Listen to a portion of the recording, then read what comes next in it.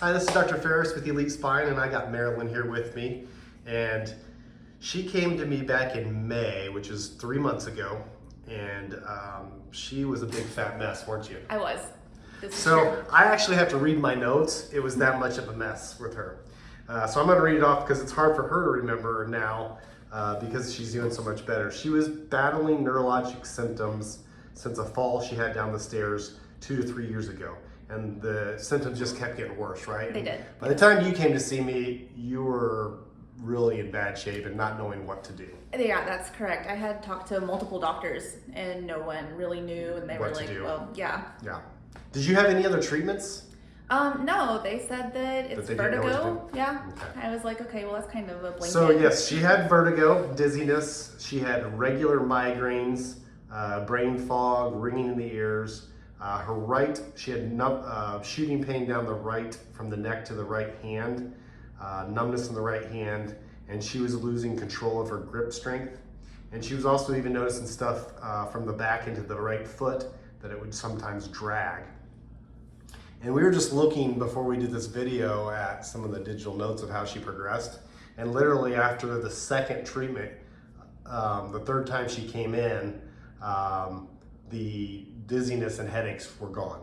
That's true. Now she had a few flare-ups between that time, and we're going to talk about here in a moment that, and what I talk about with patients is, even when we get the spine and joints moving the way they should, there can still be triggers that we have in life that can trigger a headache or trigger something or another.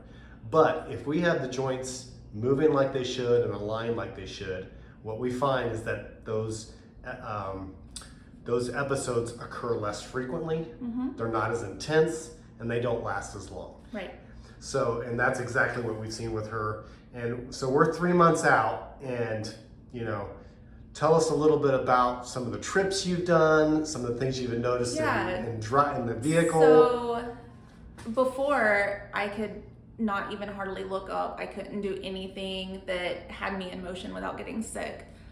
Since we've started, I've gone on a cruise to Alaska, which I found really funny that everyone was getting motion sick except for me. I was perfectly fine. I've gone to move my daughter into college, and that was fine. I couldn't do a lot of lifting before, but I haven't had any problems with my grip strength.